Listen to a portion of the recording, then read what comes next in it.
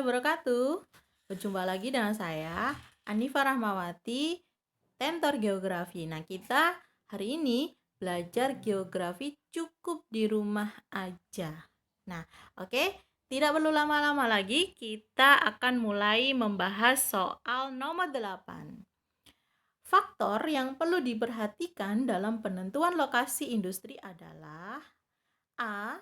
Jarak rata-rata, B. Jumlah penduduk, C. Aksesibilitas, D. Biaya angkut minimum, E. Bahan baku utama. Faktor yang perlu diperhatikan dalam penentuan lokasi industri adalah 1. Modal, 2.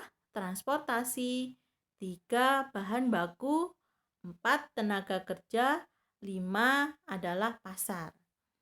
Dengan demikian, faktor yang paling mempengaruhi penentuan lokasi industri yaitu biaya angkut minimum atau transportasi. Berikutnya, kita ke nomor 9. Pada umumnya, laju pelapukan kimia di wilayah Indonesia berlangsung secara cepat karena A. Bervegetasi lebat, B. Panas dan lembab, C. Curah hujan tinggi, D. Material mudah lapuk, E. Polusi udara akut.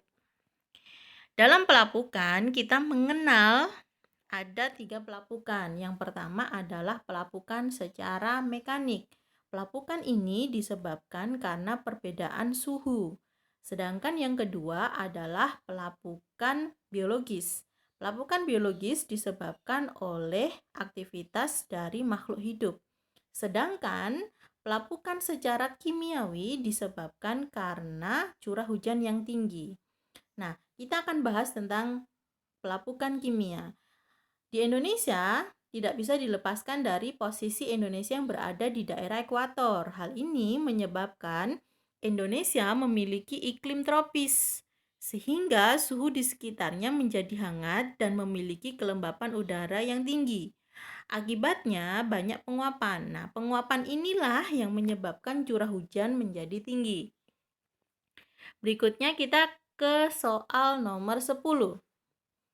Rendahnya potensi sumber daya air tanah pada lahan bebatuan gamping karena A.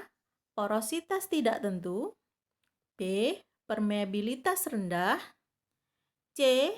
Porositas tinggi, D. Permeabilitas tinggi, E.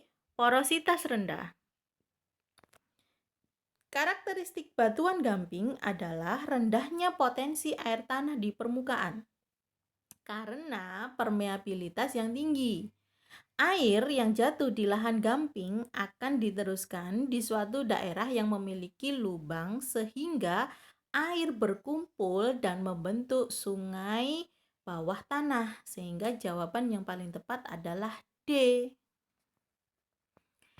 Kita ke soal nomor 11. Angin puting beliung yang terjadi di wilayah Indonesia merupakan fenomena alam yang berkaitan dengan perbedaan A. Arah angin dan suhu udara, B. Tebal tipisnya awan, C. Tekanan dan stabilitas udara, D. Tinggi rendahnya tempat, E. Suhu dan kelembapan udara. Angin puting beliung merupakan bagian dari proses pembentukan awan cumulonimbus. Awan tersebut terbentuk akibat adanya intensitas penyinaran matahari yang tinggi dan sebaran panas yang tidak merata yang dapat mengganggu pola tekanan udara di atmosfer. Akibatnya, angin bergerak berputar-putar membentuk puting beliung dan biasanya angin ini akan disertai dengan hujan yang deras. Nah, sehingga jawaban yang paling tepat adalah C. Kita ke soal nomor 12. Sistem pertanian tanaman pangan di Provinsi Jawa Barat dan Jawa Tengah yang menggunakan penanaman berganda atau disebut dengan multiple cropping mempunyai keuntungan. Nah, di sini yang ditanya adalah keuntungannya apa? A. Intensitas penggunaan tanah tinggi. B. Banjir dan genangan berkurang. C. Unsur hara pada tanah tidak hilang. D. Penghematan dalam pemupukan. E. Memungkinkan panen sepanjang tahun. Nah, multiple cropping ini merupakan salah satu metode vegetatif atau cara penanaman dengan menggunakan metode menanam 2 atau lebih jenis tanaman dalam satu lahan. Nah, sehingga dengan metode ini memudahkan penghematan, proses pemupukan sehingga jadi lebih hemat. Nah, jawaban yang paling tepat adalah D. Berikutnya kita ke soal nomor 13. Proses eutrofikasi yang terjadi di laut mengakibatkan air laut menjadi titik-titik. A. Menjadi sangat subur. B. Meningkatkan unsur fosfatnya. C. Meningkatkan jumlah bakterinya. D. Memiliki kandungan O2 tinggi. E. Memiliki kandungan CO2 rendah. Eutrofikasi merupakan proses pengayaan nutrien dan bahan organik di dalam ekosistem perairan. Salah satu nutrien yang menjadi penyebabnya adalah fosfat, sehingga fosfatnya akan menjadi lebih tinggi. Nah, jawaban yang paling tepat adalah B. Berikutnya soal nomor 14. Pola interaksi antar wilayah Jakarta, Bogor, Depok, Tangerang, dan Bekasi menunjukkan perbedaan keruangan akibat variasi A.